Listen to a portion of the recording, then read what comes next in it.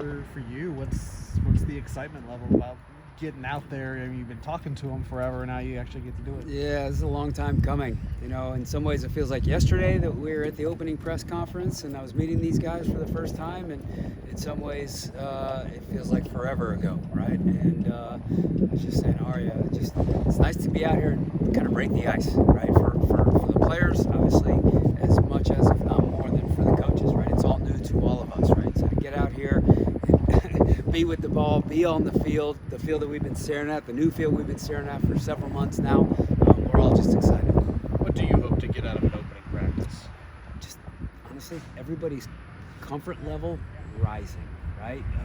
It's new, right? It's a new team, it's a new year, it's a new coaching staff. We're all getting comfortable. So the more we're all comfortable and at peace and distractions eliminated, nerves going away, and then they can all just play. You obviously had to kind of recruit your current team back, and they had to get to know you. Mm-hmm. What's that process been like since your hire? It was obviously stressful, right? Stressful for them because they didn't know what they wanted to do or where they wanted to be. Stressful for us because we didn't know what our team was going to look like. But honestly, at the same time, it was amazing because it allowed us to get to know each other, right? And us to start to feel comfortable with one another. And so we're not walking into this. Unfortunately, I didn't get to train the team at all this spring, but I feel like we're walking into it kind of knowing each other a little bit. Now the last piece has to happen, get to know each other on the field. In the opening press conference, you were talking about embracing this current roster, and obviously when you're a new coach, there are certain things that you want to do your way. What's that balance look like with coming in with a group that's this old, and your way as well? Yeah, it's exactly that. It's a balance, right? And it's a work in progress balance because we still haven't kicked a soccer ball yet, right? So still a lot of phenomenal players, and especially in the front half in our attacking group, right? And that's where sometimes things are a little bit less scripted because you want to give attacking players a little bit of freedom kind of in that front half and final third. And so but the bottom line is, and we talked to our team about this last night in our meeting, a lot of observation going on this week, a lot of learning going on this week, a lot of, like I alluded to a minute ago, just getting comfortable, right? And then seeing what these kids can do, because no matter how you slice it, they're all also a year older. We have new freshmen coming into this team, freshmen who are becoming sophomores, and so on and so forth. So I'm hoping that they're all a little bit more confident, they're all a little bit better, and they're going to be a better player than they were last year. And now we've just got to do what we got to do with that talent. You retained a lot of players, one of which, seventh year, Clara Robbins. What did it mean to have her sign on and come back?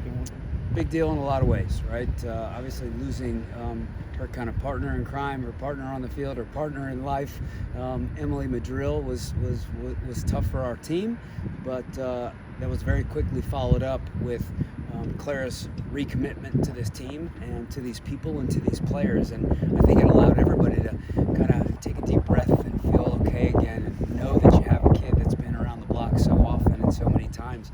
She's just, and I felt this in the first time I met with her in my individual meeting, she's kind of an old wise soul, right? And she's a kid that you want to lean on and you want to learn from and you want to ask questions of, and we've done that. And obviously, as we start the season, that's only going to continue.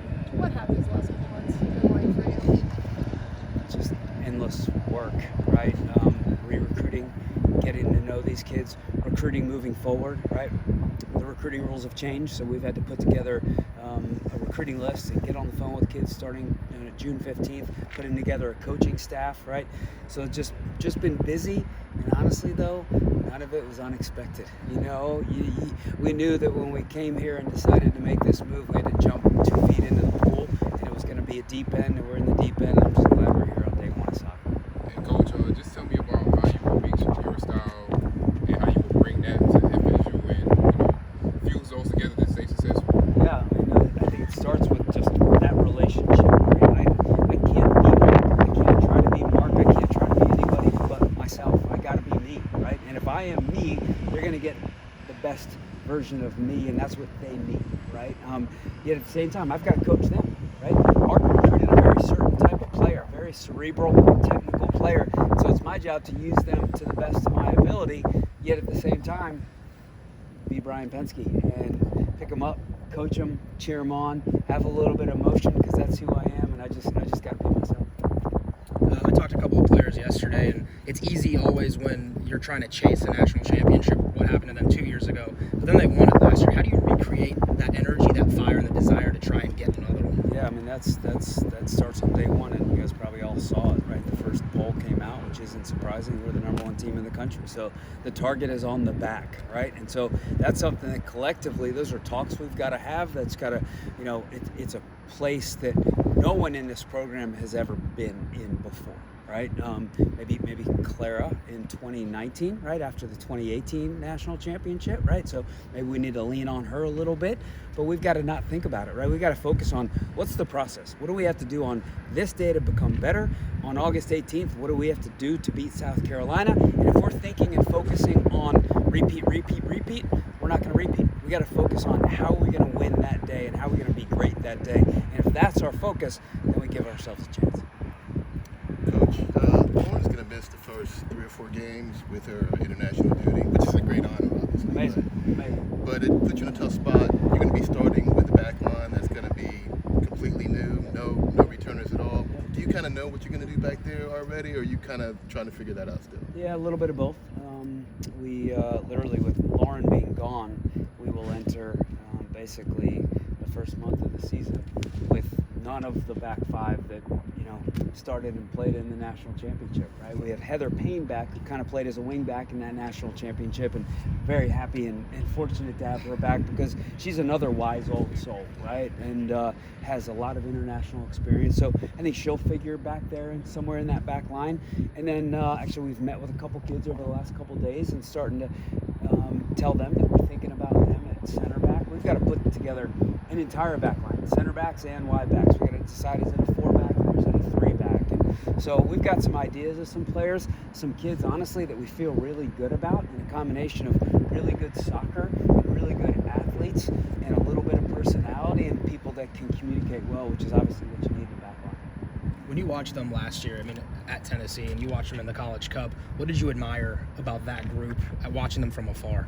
They've always obviously been one of, if not the best, soccer playing team in the country, and that's always started with the backs, right? If you're going to build in this game, it starts with a goalkeeper that's comfortable on the ball, center backs that are comfortable on the ball, wide backs, and they've had in a 6, right? And so all those players have been pretty darn good. And then they had a whole collection of depth in that front 5 that was dangerous, and on any given day, I still remember the fall of COVID watching this group, and the players, I think at one point in the season, it was deep in the season, where Mark was bringing Yuji, Jody, and Jenna all off the bench, and those 3 were their top 3 goal scorers, right?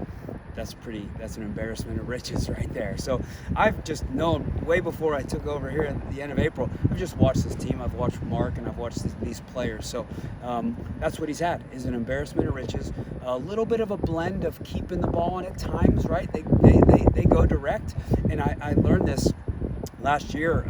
I think my assistant coach had a conversation with Mark, and I was surprised to hear this, that they work on long balls a lot, pretty regularly as a team. It's like, Mark Curran's team works on long balls, but they do, because they want to pick their moments. They got to take what the game gives you, and that's what good coaches do. He asks the players to take what the game gives you, and if a back line is high and there's space behind, they got to play it. Obviously against FSU, very rarely are back lines high, right? Because they're trying to protect the game, and they've kind of had to surgically kind of pick teams apart. And so, again, new team, new year. We're hoping that we've got some kids with that same kind of technique and gumption and confidence in the back, to where we can keep the ball and build as beautifully as they have in the past.